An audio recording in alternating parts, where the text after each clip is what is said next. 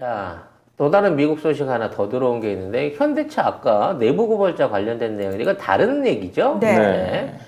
어, 현대차와 기아차의 안전 결함을 고발한 내부 현대차 직원이 한국인입니다. 한국인데 2,400만 달러를 포상금으로 받게 됐다고 합니다. 우리 돈으로 약 282억 원인데요. 아니 도대체 뭘 얼마나 막 엄청난 고발을 했길래 포상금이 이 정도예요? 네, 내부 고발자가 지금 현대차의 김광호 전 부장이라고 하는데 20년간 엔지니어로 일을 하셨대요. 근데 거기서 현대차가 자체 개발한 세타2 엔진의 결함을 인지하고도 적절한 조치를 취하지 않고 있다고 판단을 해서 미국 도로교통안전국과 우리나라 정부에 제보를 했습니다. 두 군데 다 했어요? 네, 두 군데 다 했는데 그래가지고 이 미국이 대규모 리콜을 합니다. 이게 현대기아차 엔진이 얼어붙거나 불이 붙을 수 있는 이런 결함이 있었대요. 위험 요소가 있다는 네, 거죠? 그래가지고 이 리콜을 해서 보니까 진짜 맞는 거야. 이게 세타2 엔진은 네. 대형 고급차에 들어가는 엔진이거든요. 그렇기 때문에 차량 가격도 겁나 비싸단 말이에요. 근데 이게 160만 대 차량에 리콜을 했어요. 야, 이러면 어마어마한 비용이 들어갈 텐데 네. 리콜 비용뿐만 아니라 그리고 과징금도 이제 내야 되고. 그래가지고 지금 과징금을 8,100만 달러. 8,100만 달러를 현대기아차한테.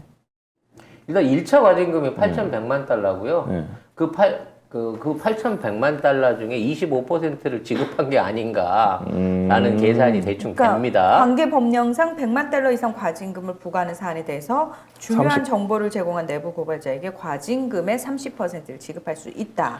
그러니까 내부 고발자의 정보 가치에 따라서 30%의 과징금을 때려가지고 이걸 다시 포상금으로 준다는 그렇죠. 얘기예요. 네. 이거 빠빠라치 같은 뭐 이런 건데 이런 식으로 해서 받아낸 배상금으로 역대급 배상금이 될 수 있는데 이 현대 기아차 미국에서 괜찮을까 싶네. 왜냐하면 이거를 해결하기 위한 5,600만 달러의 기술 투자, 시스템 개발 투자 비용을 추가로 물어야 되고 그죠. 그랬는데도 결과가 미진할 경우에 7,300만 달러 더 때리겠다라고 얘기하고 있는 거거든요. 네. 그러니까 잘 마무리를 지어도 1억 3,700만 달러를 기본적으로 써야 되는 거고 얼마야, 이게 다? 자칫했다가는 1억 5,400만 달러까지 물어내야 된다는 거죠. 자동차 한 대 팔아서 얼마나 남았는지 모르지만 이러면 3년 장사하기가 망한 것 같은데 현대차 주가는 이제 끝장인 것 같은데 당분간은 네. 아니 그러게 결함을 알면서도 왜 이 짓을 했어. 이게 그 우리나라가 안전 장치를 비롯해서 그 하드 테스트를 굉장히 강하게 하는 건 맞아요.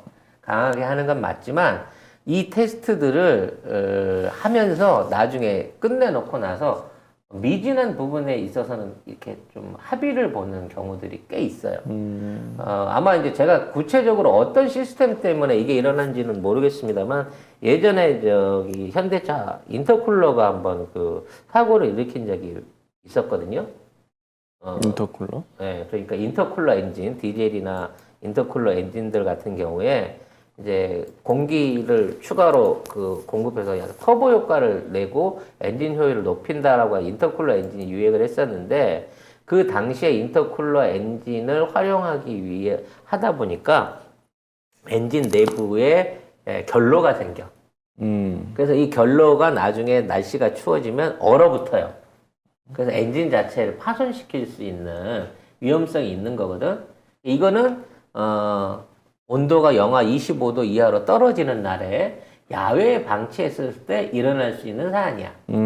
그래서 이 부분의 결함을 알면서도 출시를 했어.